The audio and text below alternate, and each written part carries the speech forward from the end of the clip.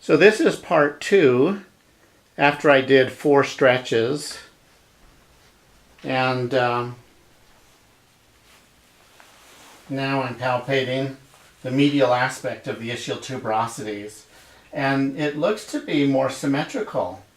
It's not, I wouldn't call it perfect symmetry, but I do see improvement in overall symmetry of left and right sit bone. And now I'm going to try and move that ischium, and I can take up the slack and I can spring it. If I come over to the right, you'll notice that it moves to an end point called taking up the slack, and then I can spring it. And if we do the opposite, going right to left, I can push it to an end point where it stops moving, then I can spring it and get a little bit of an additional forward movement with the recoil. And on the left sit bone, I can do the same thing. So we have altered positioning of the pelvis. More importantly, we've altered movement.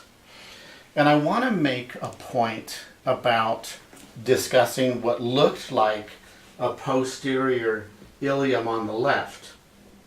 And that is that when you have asymmetry of the pelvis, but there's no position of blocked motion, you cannot change that posture.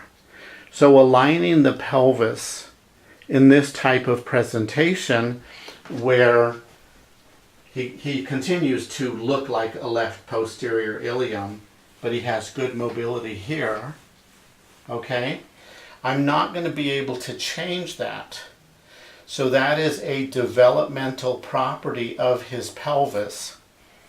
And the way that I address those is that in sitting, I put a small pad underneath one trochanter, and that creates a more comfortable sitting experience. And I've covered that in other videos. I think what I'll do is stop right here. But the important point that I wanted to make with this filming is, one, to show what a lower windswept pelvis looks like, the reduction in mobility that comes with that pattern, and the fact that it is changeable.